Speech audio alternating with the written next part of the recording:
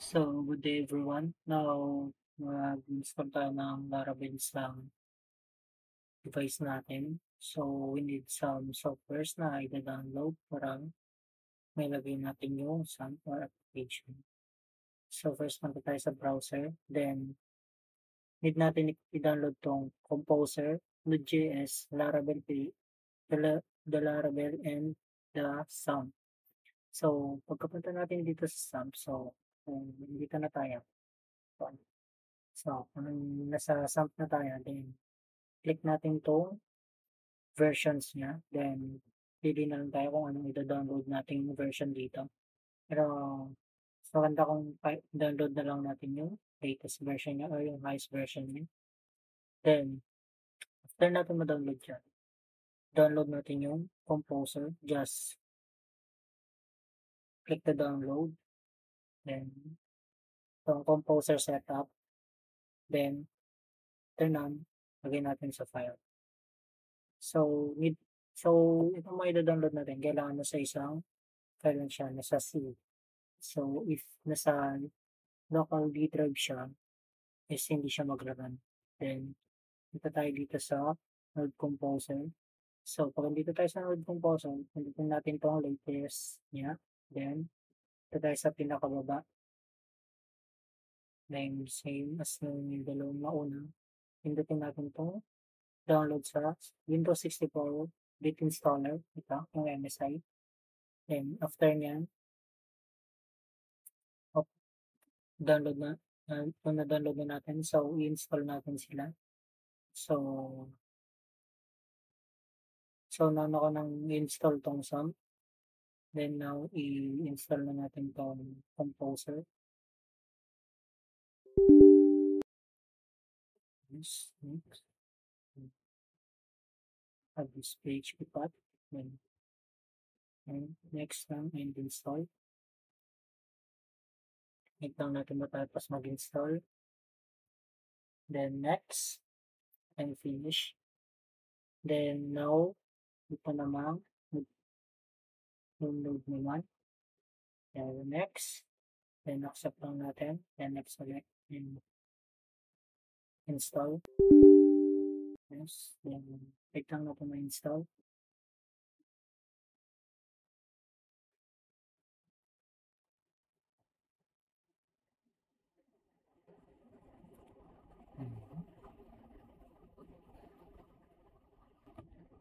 Then finish. Then after nyan, punta tayo sa CMD.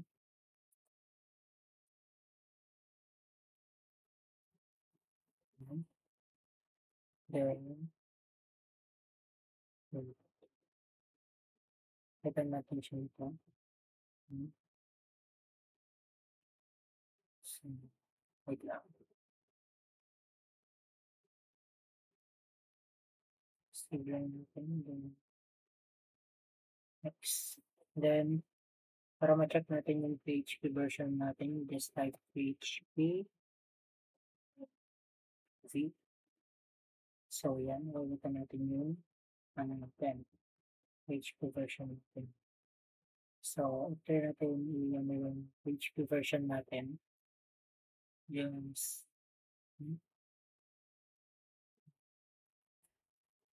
punta tayo dito sa Laravel.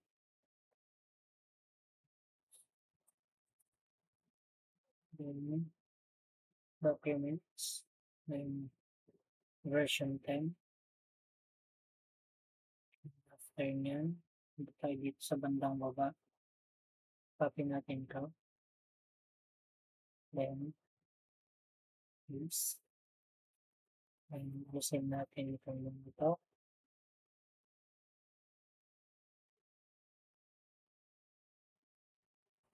Ayan. Then, lagay tayo ng foreign file. Saan tayo natin.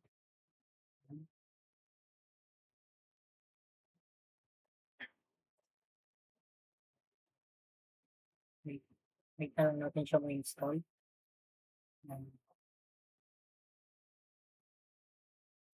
Wait lang natin siya ma-download. Yan. Ang ano dito.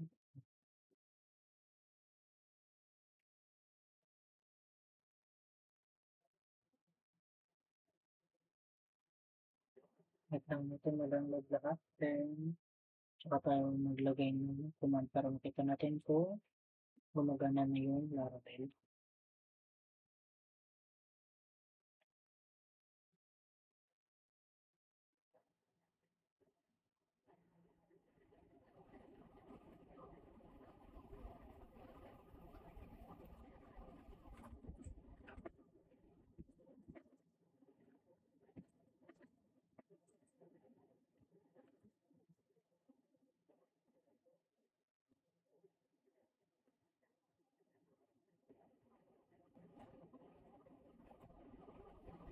Wait lang natin na-download.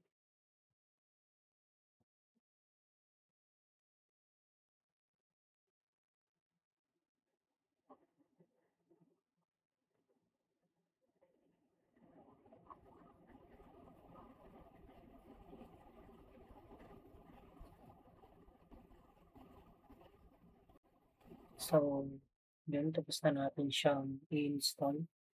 So, after nun, may trinay lang ako saglit kaya nag-error dito. So, type natin is yung cd space, yung ginawa nating folder, then magkakaroon na siya ng extension dito na yung sa ginawa nating folder. Then now, type natin is php space artisan, then serve. Yan. Then, control, then click natin siya. Check natin kung nag-open na. Kung nag-open na siya, check natin. Okay na siya. Now, ganyan.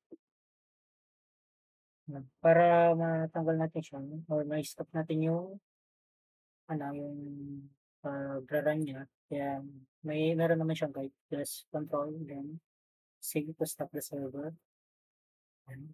Then, na natin yan. So, paano natin siya i-run ulit? So, hanapin lang natin siya ng nalito.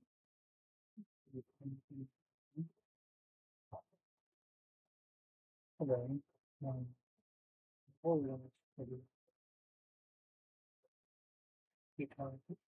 Yan.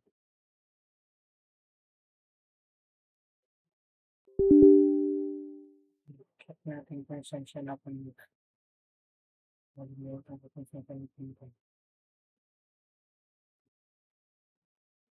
Payments, section natin dito.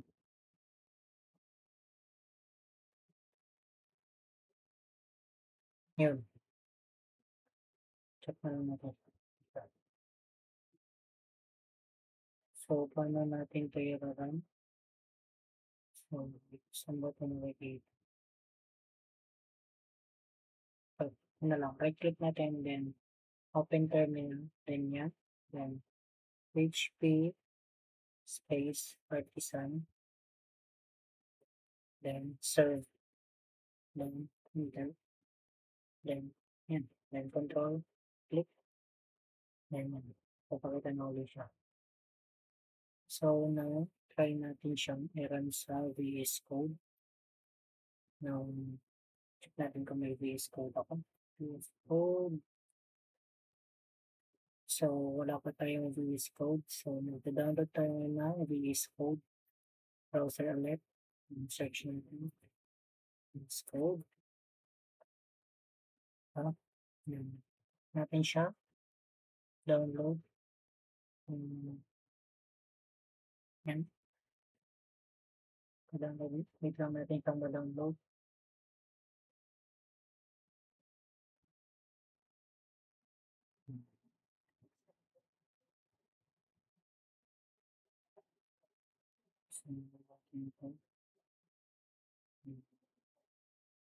By the way, itong video na dito guys is guide lang.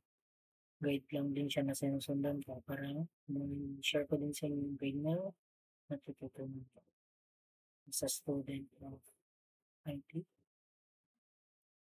So, yan. Dami na natin siyang i-install. Then, open natin. Accept natin yung agreement niya.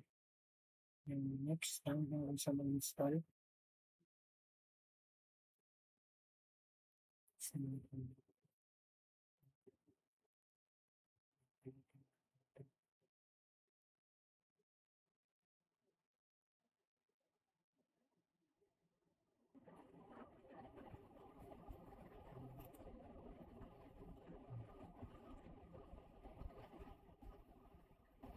wait na lang natin siyang matapos mag-install yan. Finish, then open.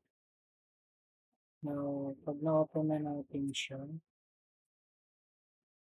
screen natin. Files. So, itong ginawa natin file kanina, drag lang natin din. Lagay natin dito. Then, trust. Yan. So, no, makikita na natin siya dito lahat. Yan. Database and other type of ano. Then, kung paano natin ilalagay dito yung Laravel natin, with terminal.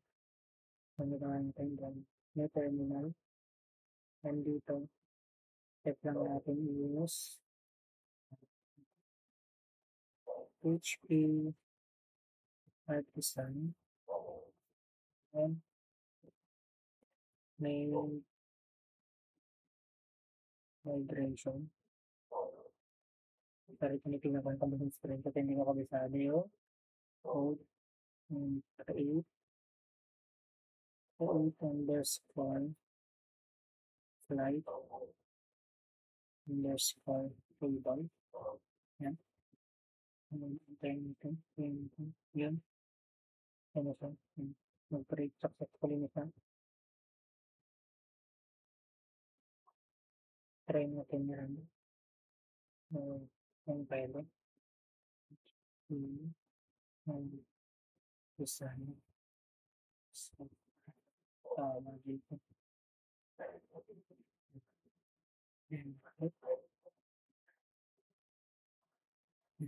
Try mo siya.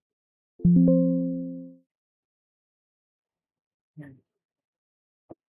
So, control C ulit natin. Yan, para mag-start. Then, makikita natin dito, meron na siyang dito na may migrate po tayo. Then, dito na yung mga yung bagong database niya. Yung table user, address group, and other things na idagdag. So, yun lang isa ng makatulong. Yan, have a good day guys.